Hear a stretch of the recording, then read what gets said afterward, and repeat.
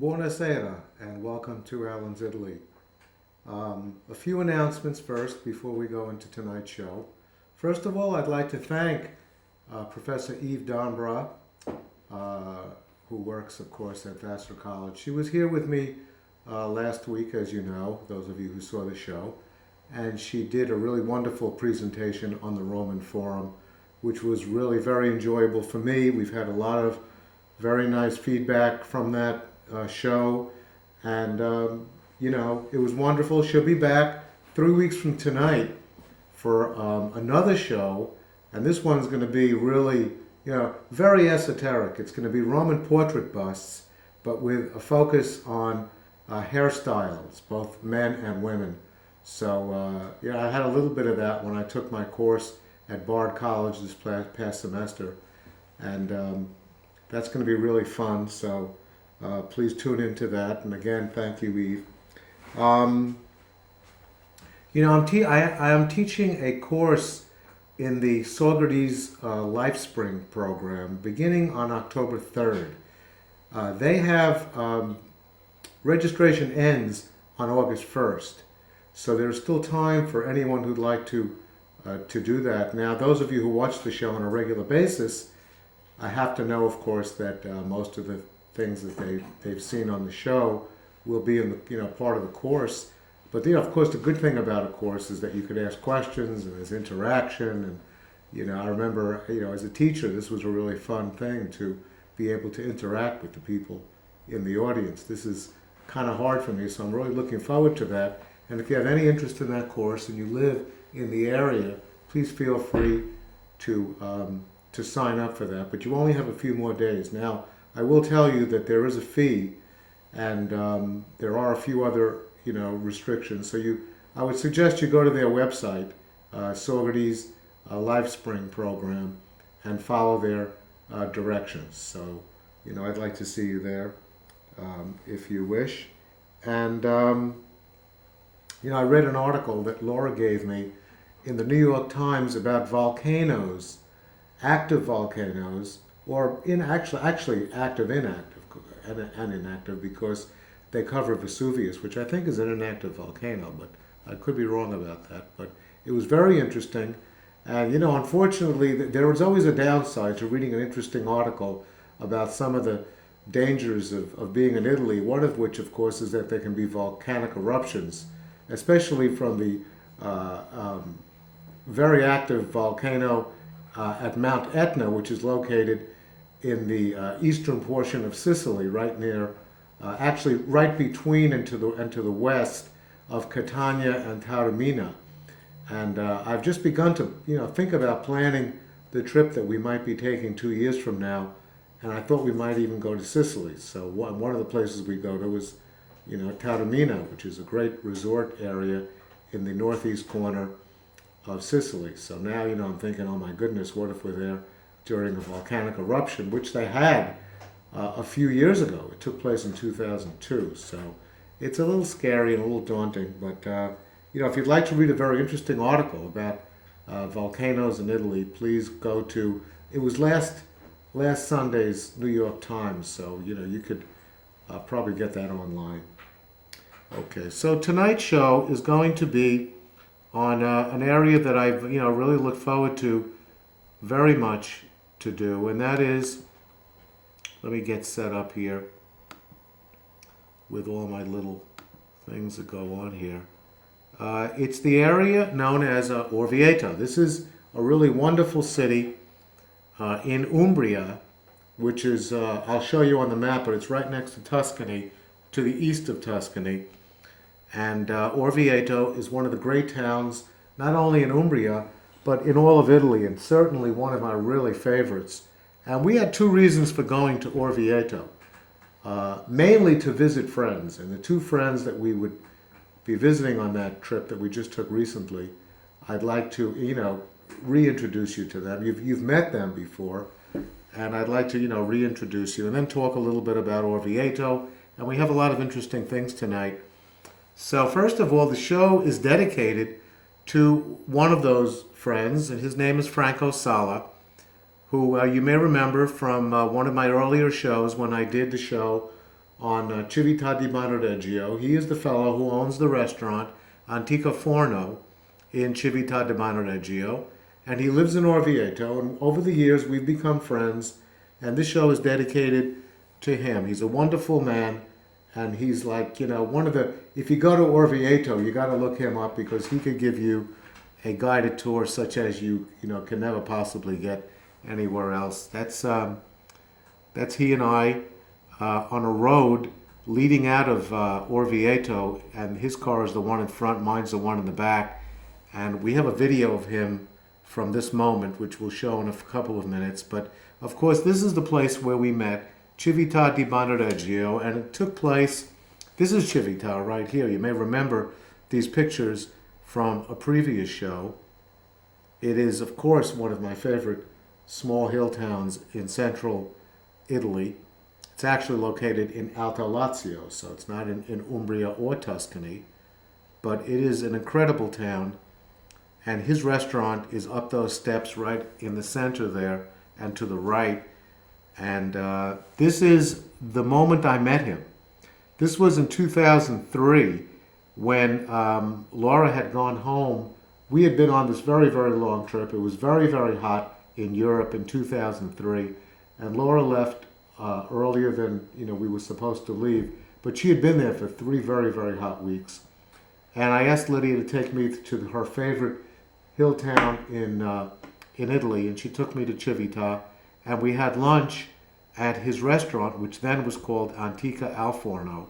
And this is the moment that I had told him that I heard about the restaurant from reading the Rick Steves tour book, and he was explaining to me with his hand on my shoulder. He's a very warm and wonderful man, that Rick Steves has done a lot for his career as a restaurateur and as a hotelier. So this is the moment that we met. This is in late July of 2003, and this is us again when we revisited Civita. This is the first time I brought Laura to Civita, and we went to his restaurant. Too late for the usual the lunch. That's why there's nobody sitting there except our table. But he brought over a lunch anyway for us and stayed a little extra time and spoke with us.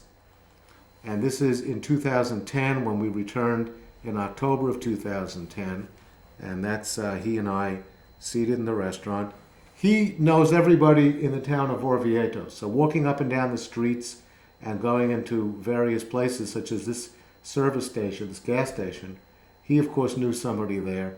So I photographed him with this person. I don't recall the fellow's name. A lovely man, just like Franco. And this is actually the first video we ever did of Franco in his restaurant during that first visit back in actually my second visit in 2009. So Ellen, here we go with this. Okay, we are in Civita di Manoreggio. Hello. We are in Antica Forno, which used to be called Antica Al Forno, but it's not Al Forno anymore. Not anymore, because everybody called me Al. Right. This is not Al. This is Franco Sala. Yeah, Franco. I have a picture of Franco and me taken 5 years ago. Here he is again. He looks younger now than he did 5 years ago. How do you stay so Thank young? you so much. How do you stay so young? I sleep in the refrigerator night, you know. I preserve myself. And we got here too late for lunch, and he gave us lunch anyway, so we're very thrilled, and we're going to show this to everybody, and you're going to have more people coming than ever before, because Thank you. we have a lot of friends who have a lot of money, and they're going to come and visit. So I'd like to thank you for 5 years ago, and thank you for this now. Have a pasta now. Thank you. Okay. Otherwise, Okay, so that's the first time Laura met him, and you could see, you could hear that Laura was just giggling throughout, because this man is just, he's the best show in town, really. He's just a wonderful man. And this is the area around Orvieto. It's beautiful countryside. I have even better pictures than that, but beautiful countryside. And this was the other reason that we went to stay in Orvieto. I mean, Franco lives in Orvieto, even though he works with his restaurant in Civita. But this is the other reason, and that is to visit Rick and Sharon. You met Rick, of course, many times. He's done a few shows with me.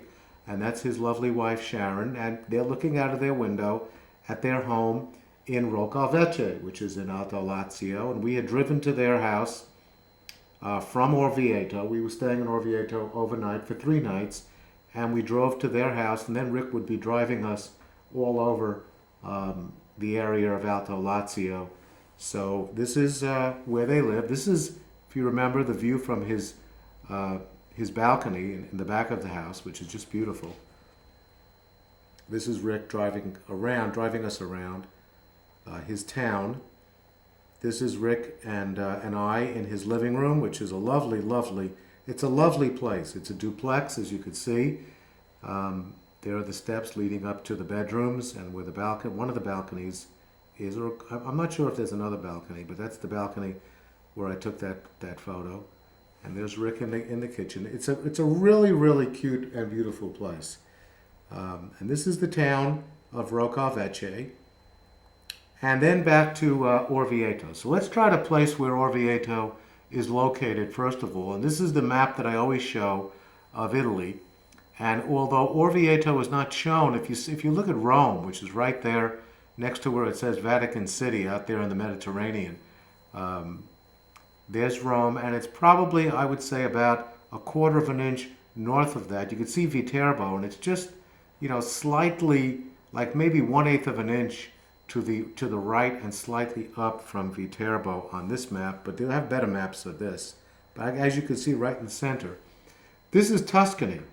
So this is Umbria. So this is what Umbria looks like. Tuscany is over there on the left side. That's the bigger area. Umbria is much smaller than Tuscany, but as you can see, it's right there in the center of Italy.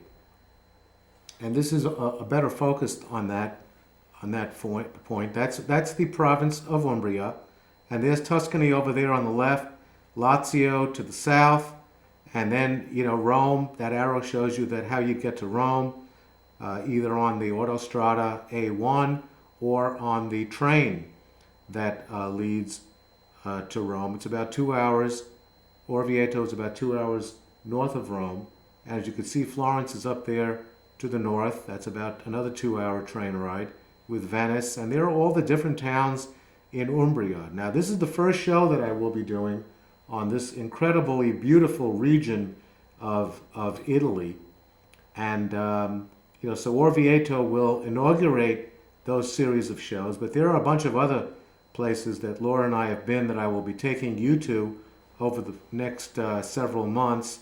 Namely Toti, there's Toti in the middle, and Spoleto and Spello, and the famous town of Assisi, in which St. Francis was born, and then Perugia, which is the capital of Umbria, over there right in the center, and then to the left of that is Lago Trasimeno, which is very beautiful, and the town of Castiglione del Lago, and Umbertide is right north of there, and to the right of that is Gubbio. These are all places that I will be taking you to in the future. And there you can see on the right is the map of Italy with the section right in the middle. That's Umbria right there. And this is, the full map of Italy, and you can see that Florence is right there in the center, and Rome all the way at the bottom, and kind of right in the middle is Orvieto. And there's the rest of Umbria. And this is the close-up map to show you where Orvieto is with relation to Civita, which I just showed you, and some of the other places that I've taken you to, like Lubriano. And Rocavece is just south of there, and Montefiascone and Lake Polsena is right over there as well. So that's Orvieto, in a very great location. And there are, many ways of getting to Orvieto, which I'll discuss in just a moment. This is what the town looks like. And I will show you that the hotel we stayed in was incredibly well located right by the Duomo. So it was like maybe 200 yards from the Duomo, and I'll show you that in a little while. And then 2 of the great restaurants we ate at, La Grotta right over here, very close, maybe a 5-minute walk, and La Palomba, which was a little further away. And this is what the town of Orvieto looks like. It is about a mile across, the length of of this plateau that it's situated on, as you'll see in a few moments, a much better example of that. And it's 1,000 feet up, and there are the other places indicated there, Florence to the north and Rome to the south. One of the things I guess I should point out is at the very bottom, you see it says Necropoli Etrusca di Canicella, which is an Etruscan necropolis that I will be starting the tour at. But this is the drive coming, and this is actually Rick driving us back from one of our trips, and this is just before you get to Orvieto. Now, one of the things that Rick seems to always be able to magically produce when we go on a day trip with him is a herd of sheep. Now, I may have showed you this because this is what we encountered in 2010. We were driving on a road and a herd of sheep came by and we had to pull over. And then the same exact thing happened, and oddly enough and shockingly, at almost the same exact moment in time, which was about 4 in the afternoon, this is what we had to deal with. This is another video, and you should increase the sound on this because we want to hear this.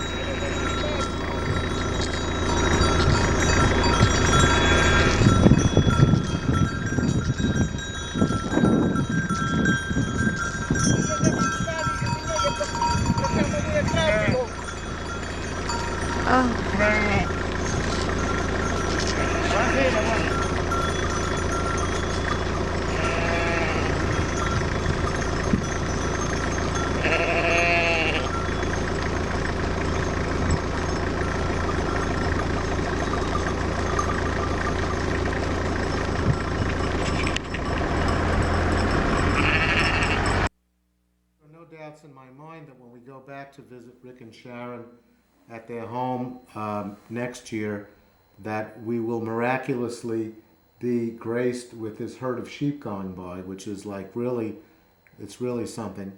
There's Rick right there. So how he does it, I don't know. He claims that it's just a coincidence, but I don't believe that. I mean, how could you get a herd of sheep at 4 in the afternoon twice? So okay, so there we are pulling into Orvieto, and those 3 signs, I showed you this picture for a specific reason. One of the great ways of getting to Orvieto is not by car. I mean, we have been to Orvieto twice, in 2006 and now 2012, but it's not a great way of going into town because you have to deal with various traffic restrictions, namely the very famous ZTL that everybody fears. That's called, that's in Italian at Zona Traffico Limitato, which is means that you cannot enter the town if you don't have the permit to do so. So you're supposed to stop right there and park the car and then walk into the town. If your hotel is not nearby, of course, you need to take a taxi.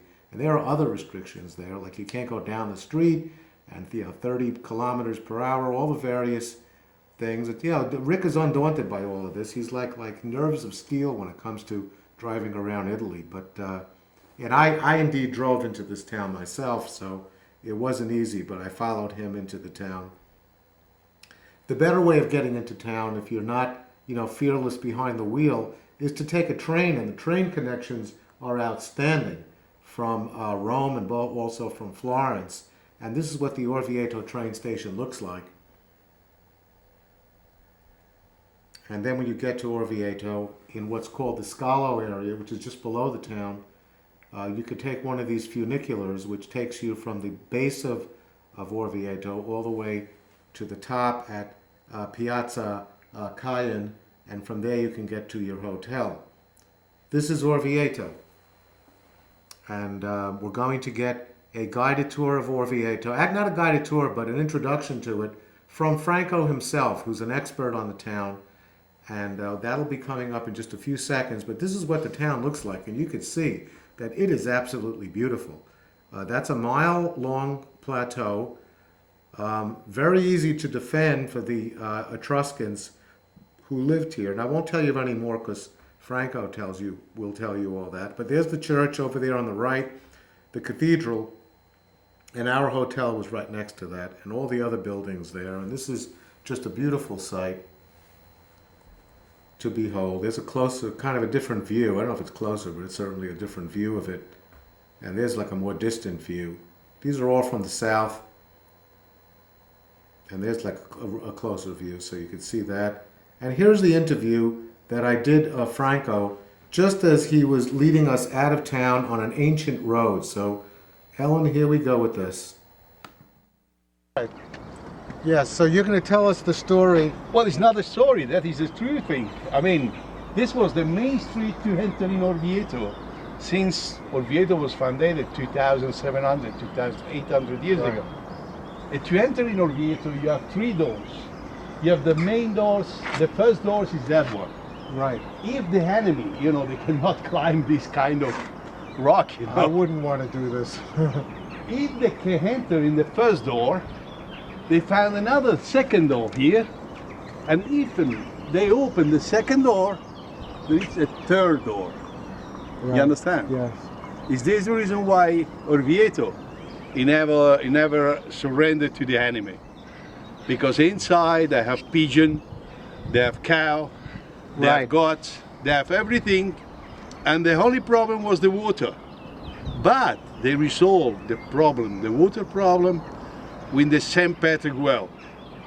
Right. It's mean that they excavate underground with the St. Patrick well, they found the water, and they have also water in town. So the enemy, they never entered in town. So in other words, they never surrendered to the enemy. The Etruscans were never defeated by the Romans?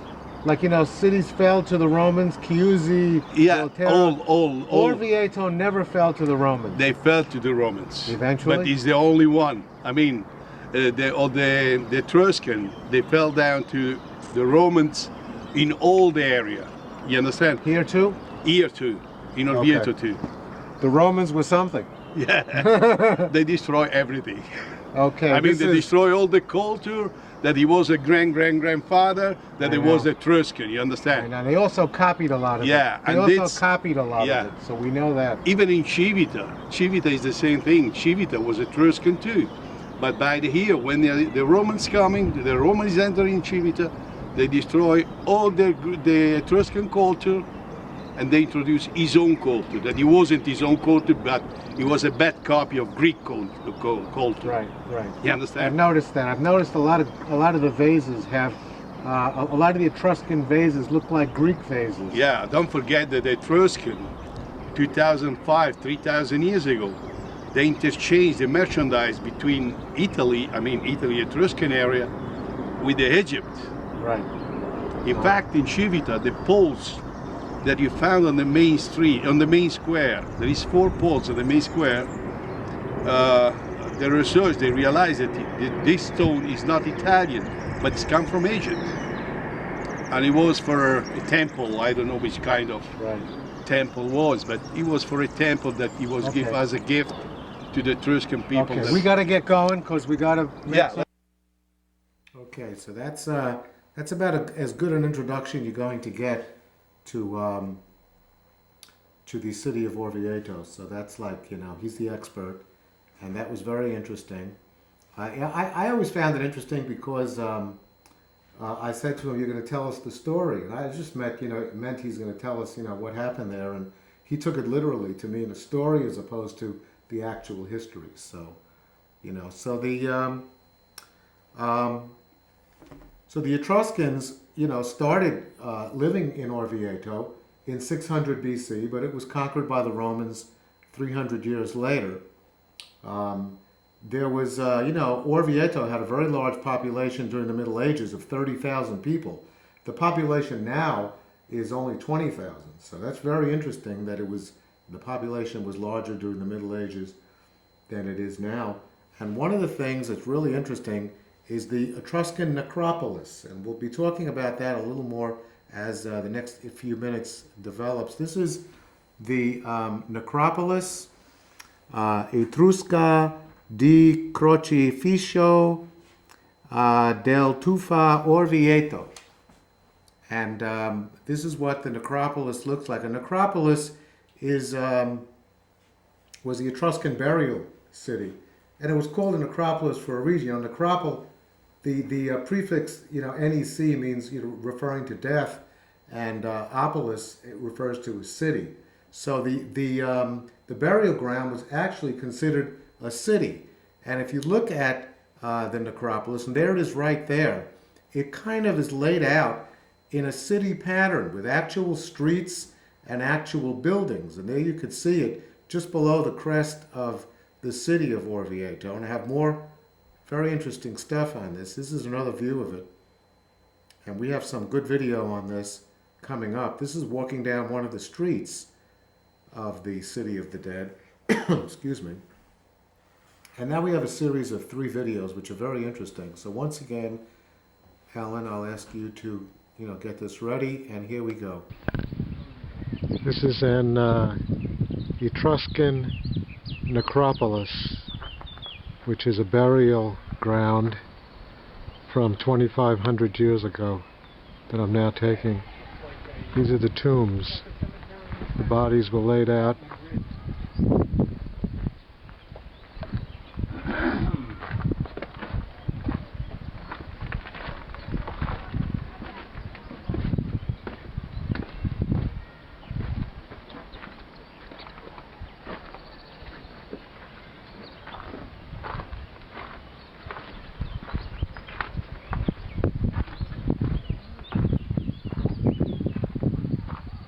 I'm going to go down into one of these now, but it's going to be very difficult because it's very dark down there, but this is what they look like. This is the entrance. And in there were stone beds where the bodies were laid out.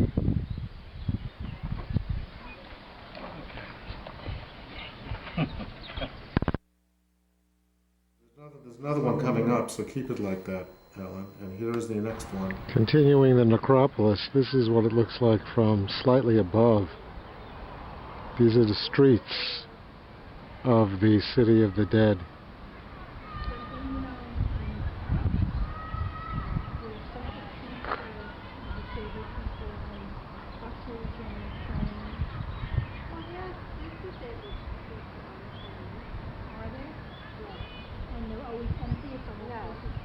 And this is at the foot of Orvieto. I'm going to show you the side of the hill. This is what Orvieto looks like from looking at it at the top.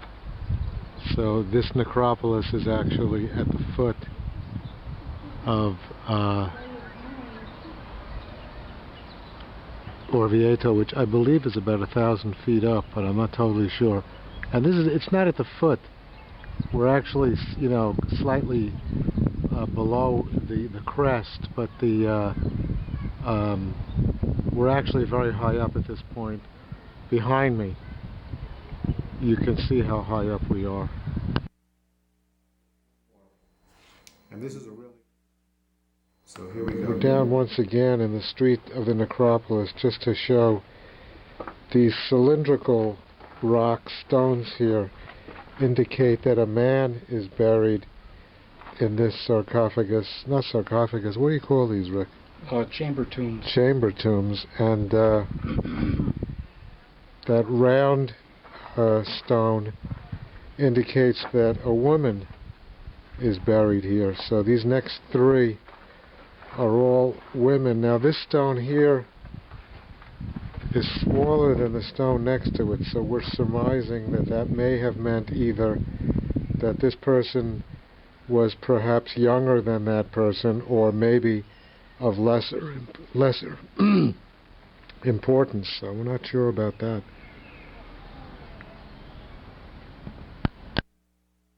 Okay, and of course, sometime in the future, Rick and I are not exactly sure. I have Rick doing a number of shows with me over the next several months, and there's a lot of stuff, and Rick and I have to sit down and work this out soon.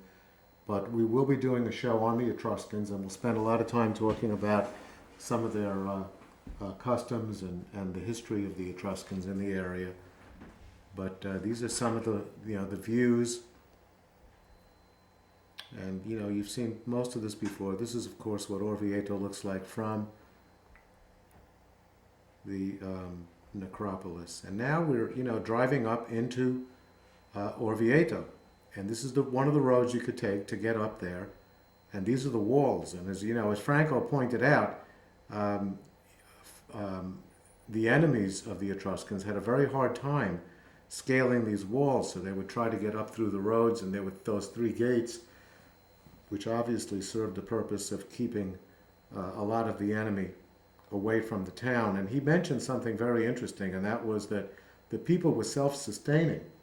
In other words, they had pigeons that were constantly landing in the town, which they used as delicacies. We were offered pigeon at one of the meals we had in one of the restaurants, and which we declined because that just didn't sit right with us. But they do still eat pigeons. And he mentioned the goats in the town to provide milk.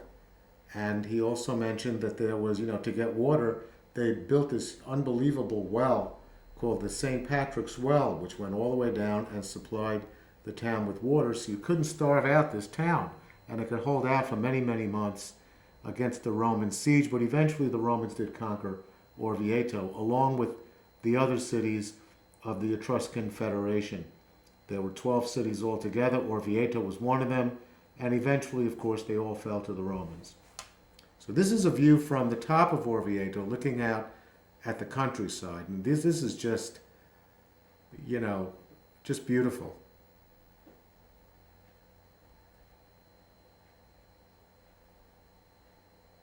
The Umbrian countryside, as you could see, is beautiful. So, I mean, if you want to, people try to, parse it out and say, well, the Tuscan countryside is nicer than the Umbrian, but, who knows? They're both stunning and beautiful, so it's really hard to say. And these are some of the streets. Driving to the hotel, this is what you have to do.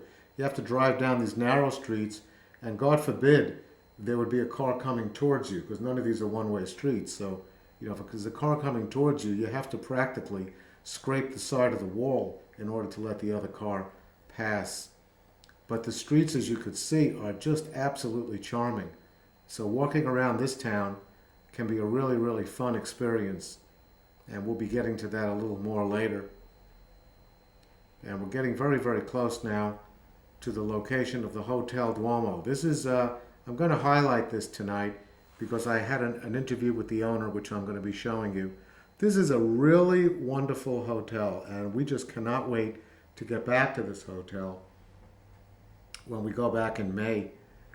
This is going to be really wonderful to stay at again. It's called the Hotel Duomo, which is, it's of course right next to the Duomo, maybe a couple of hundred yards as I indicated, which you'll see at Via di Maurizio number 7 in Orvieto. And that's the main lobby, one of the views of the main lobby. And these are the three people who run the hotel. This is a family, and on the left is Elisa, and in the middle is Maura, who is Johnny's wife. Johnny is the fellow on the right. He is the main person in the hotel who runs the hotel. He's an incredibly charming man, and we will be talking to him in just a few minutes. This is the front desk.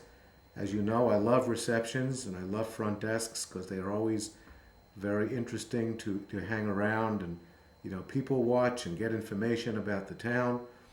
That spot you see on the wall there will play prominently in the video that we're about to see any moment. This is what the lobby looks like. I loved sitting in this lobby. It was so relaxing and so peaceful and comfortable.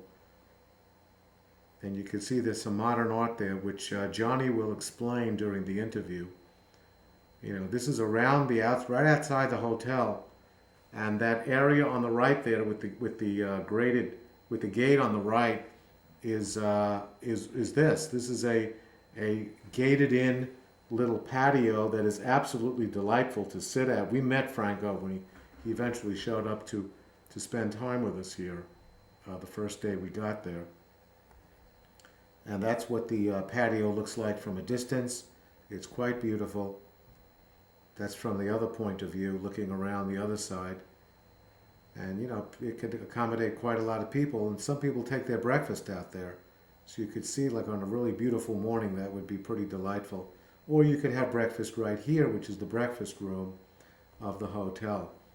That's the breakfast bar, which has all the food that we normally eat. It's a very nice breakfast. You can get yogurt and you could get fruit, as you could see, fresh fruit, and there's some ham and provolone and They have various cereals with a banana. You can have a banana on your cereal, with cakes and rolls, and it's really a very, very nice, but I must say, very typical breakfast as you'd get in most hotels in Italy. This is Elisa, who is the only one in the hotel who speaks English. So whenever I have a correspondence with someone at the hotel about my future reservation, she's the one that I email with, and she's just delightful. And there's the family once again standing in the lobby. And there is Franco and Johnny and I getting ready for the interview. We're talking about what we'd like to talk about in the interview, and here it is right here. So once again, Alan, here is the beginning of the... Okay, this is the Hotel Duomo in Orvieto, where we're staying for the 3 nights that we're here. This is a really beautiful town, and it's a really beautiful area here that we're staying in. Could you just show behind here? I just want to show that these steps lead to the Piazza del Duomo and the very famous Cathedral of Orvieto. We're now going in the hotel. This is a really nice hotel. This is the main entrance. This is the lobby. It's a beautiful lobby. And we're coming up to the front desk. And at the front desk is waiting for us my very good friend Franco Sala, whom many of you have met. Welcome to Orvieto. Thank you very much. And I introduce you my friend Johnny, that is the owner of the hotel. Thank you very much. We've had a really great stay so far, and we're very pleased. I want to thank Johnny for a really wonderful hotel. Per il bellissimo albergo che Grazie, thank you. And he's going to be, and you're on television, you know, you're going to be on American television. This is a cable station at my hometown of Woodstock, New York. Sì, nello stato di New York c'è una televisione via cavo. Ah, via cavo. E verrà trasmesso questo pezzo che sta registrando. Va bene, molte grazie. And it's also on the internet. Anche in internet. On YouTube. Bene, grazie, thank you. Okay, so I just wanted to say that, and I'd like to ask a couple of questions to you about your Voglio chiederti beautiful un paio di hotel. cose. Ah, vuole chiedermi? Sì. Sì? I do a translation for you, okay? I know, you have to do that, because without you, this is not going to work. So this is Okay. good. And so I'd like to ask you how long you've been an owner of this hotel. Da quanto tempo possiedi questo hotel? 1995. 1995. Wow, so you've been, now, was the hotel in your family? Sì, Or? è nostro, di proprietà. No, it wasn't his family property. He bought it about 95, but he restored it all because it was a very old hotel. Oh, you I heard understand? that. I heard that everything is, it's beautiful now. È stato ristrutturato nel 2000, In 2001. 2000, they restored it. Right. Mm-hmm. But since 95, he was the owner. He bought the hotel. Right. In 2000, he restored it all, and it looked like Yes, it's beautiful. now, you know. It's in all the tour books. All the tour books have this hotel in it, you know. Does he know that? Sì, sta dicendo che nei turisti, nel circuito turistico c'è sempre il tuo albergo. Grazie. E abbiamo molte opere anche di arte, di Valentini. Non lo conoscono Valentini. See that you have a lot of artists, things like Valentini. Oh, is Valentini. that right? Yeah, it's very famous in Italy. You see like this one. And this one, for example, this one now is in the museum. They bring it because they make. Fammi vedere che glielo faccio Adesso vedere. c'è la mostra del Signorelli, no? Signorelli, you know this, who is this one? Yes, of course. The Signorelli. Of course, yes. Sono due He quadri did nostri. the Cappella di Sì. Brizio? Sì, Sambrizio. Sabrizio. Però quest'anno fanno Sì, l'anno del sì, Signorelli. Quest'anno fanno. And two of this picture, this is the one, you see, Questa va lì. this is located on that place. Oh, not the original, And right? this one, yeah, the original. The original? Yeah, yeah, Really? yeah. No, Yeah. Wow. Valentini ha fatto una ricerca sul Signorelli. This is Valentini painters, that he makes a research on the Signorelli painting, you know, Right. and fresco and everything. Wow. And he did this thing, and now these two pieces are in the museum. Però And running. stanno nella chiesa, in una chiesa Yeah, di Orvieto. yeah. He's on the church, che è Santa... San? come si chiama la chiesa? Non mi Ah, ricordo. non lo so.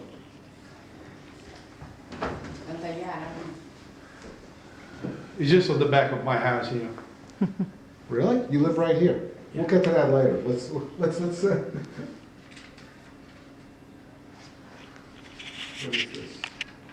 E non c'è scritto la chiesa. Anyway, it's on No, la chiesa dei Santi Apostoli. dei Santi Apostoli, sì. Devi andare a vederla, digli. What is that? I don't understand. Is it the Saint Apostolic Church? Oh. We can go now. When we go down to the Okay, Palomba, we just, pass uh, it there. Ah, ci passa. See? Let me just ask a couple of questions. Do people come from all over the world, right? Viene gente da tutto il mondo qui. Sì, sì. And 50% americani 50% are American. 50% e are il American. 50% tutto il resto del mondo. Now, has that changed during the current recession, the worldwide recession? Has it gone Crisis. down? The crisis. Se ultimamente c'è stato un calo di turisti Americani? americani, No. sì. No. Per noi no. Per No, Hotel for me, Como no. No problem. No problem, really? 2009, 2009 is go down, and the business, I mean. Oh, 2009, 2010, 2011 e 2012 ancora più su. okay. Now, I want to ask him one question, a little personal, but I want to ask him one question. Sono i migliori clienti gli americani. What was his favorite experience of being a hotel, owning this hotel? Adesso qual è la tua esperienza migliore essendo il padrone di un albergo?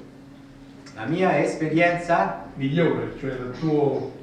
in che senso? Sei padrone di un albergo, quindi Something good. Something qualcosa good, di really. bello che ti ha dato l'albergo. Ah, mi dà molte soddisfazioni, Ha dato satisfaction. Yes. Allora, io da piccolo che Since ho, he was a ho young boy. iniziato come cameriere, He was portiere di a notte, waiter. portiere di notte, And you work also in the other hotel as a night. poi ho comprato una trattoria a Orvieto, una trattoria etrusca, And after he buy a small trattoria in Orvieto. poi ho comprato l'hotel, And after that he buy the hotel, but the hotel was very... poi ho venduto Down, you know. la trattoria e ho ristrutturato l'hotel. And after that he sell the trattoria, and with that money he restored the hotel. Wow. Vengo da niente, dici, io sono uno che vengo, Step by step. So vengo da un piccolo paese qui sulle montagne. was this his dream, like his lifelong dream of owning a hotel? Yeah, no, you know, it's a worker. It's how can you call it in the state? Self-made man. Self-made man. He's a self-made man. That's a wonderful story. And your daughter runs the hotel with you? E sua figlia adesso... Elisa è mia figlia, quella è mia moglie, la Maura. Maura. That is his wife. Maura. Oh, hey, man. Vieni Come qua. on. Yeah, wait a minute. I didn't know that was his wife. This is Maura. How do you do? Piacere, Maura. This is a beautiful hotel. I love this hotel. Thank you, And everybody in America, you're going to have even more people coming than ever. thank you. Poi c'è Diego, il genero. Yeah, that's the daughter husband. E Oh, poi he's c'è here too? Yeah, he's Giulio. here too. Yeah, and he Il had bambino. a kid. Il Oh, bambino. really? You have a grandchild. How wonderful. That's Lei è wonderful. nonna, io sono nonno. Yeah, A grandchild. grandchild. Yes. That's great. Well, I just wanted to tell you thank you very much, and Thank we you, hope to be grazie. back someday. And in the meantime, Ecco, ti ringrazio, spero Thank you di very tornare much. ancora. Grazie. it's a pleasure to meet you. And thank you for being on Alan's Italy. Grazie. Pretty nice, I'll tell you. We're a charming family, and we really had a wonderful time there. And it was really great. That's the stairs that you go, upstairs. I like the way he said he was a self-made man. You could see that he started out as a waiter, and then bought a restaurant, and then used that money, obviously, to then buy the hotel. And he runs a beautiful hotel, and they're always very, very kind to everyone who comes there. And it's a very popular hotel, and all the tour books just have this hotel highlighted to a great degree.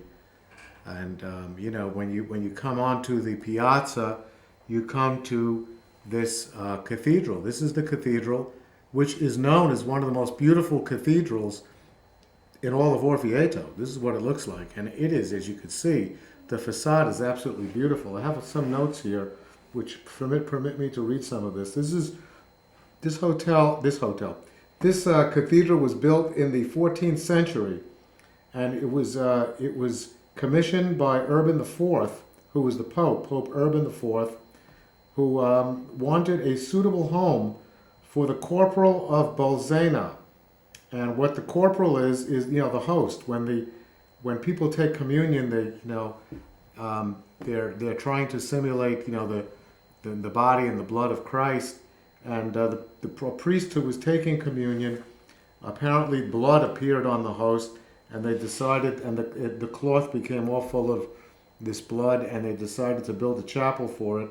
And around the chapel, they decided to build this magnificent cathedral. The cathedral was designed by Arnolfo di Cambio at the end of the 13th century.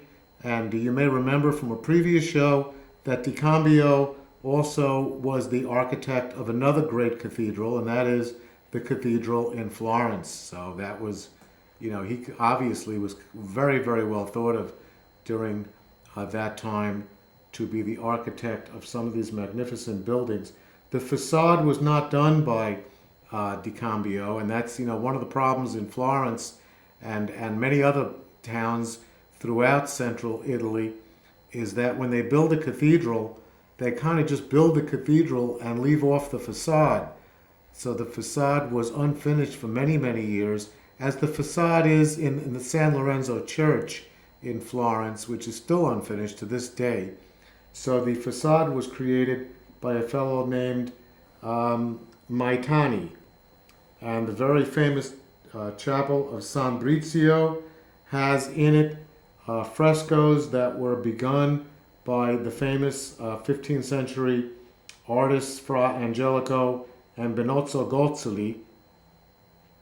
And then it was finished by Luca Signorelli, excuse me. So we'll be looking at that a little later, but he's, that's what it's very well known for. I showed this whole presentation to Laura yesterday, and we both agreed that this is one of the great pictures she has taken. You really get a feeling for what this church looks like, how huge it is. If you look at the people in the foreground, you could see that this church is just enormous and beautiful. And the piazza is beautiful. You'll see another view of the piazza from the church looking out at it. But, off over there to the left are the steps which you walk up from our hotel to get to the cathedral. And then, of course, off in the distance, you see this magnificent view. This is another incredible view of the church, showing you how long the nave is.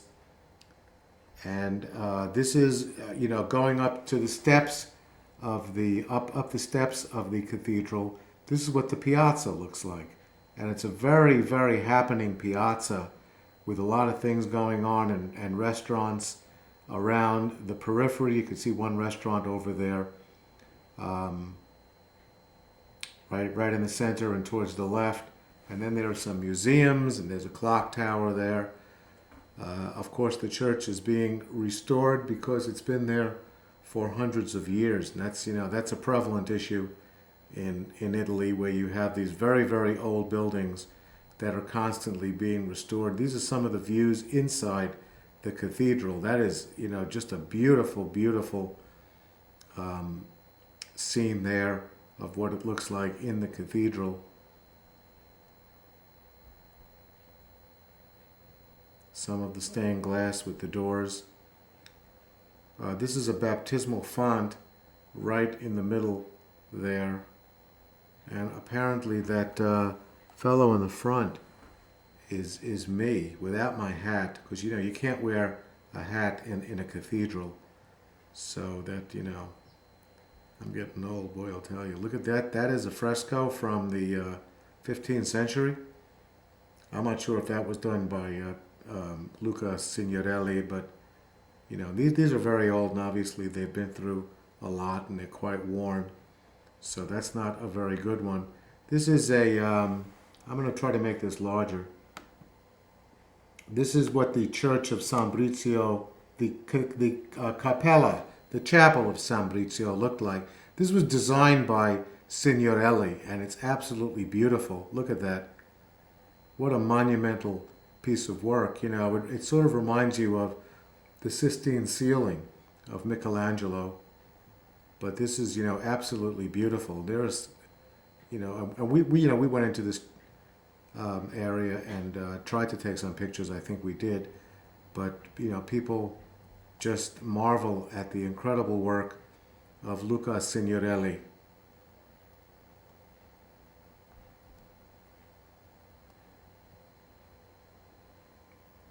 Beautiful pieces of art. Monumental, you know, monumental pieces. And I'm going to stop here, believe it or not, because it's about, how long do we have left? Maybe 5 minutes? Alan? 2 minutes. 2 minutes. All right, this is a good time to stop because I'm gonna pick this up next week right here because there's so much to show. There's museums and restaurants, and I have an interview with a restaurant owner that I'd like to show you as well.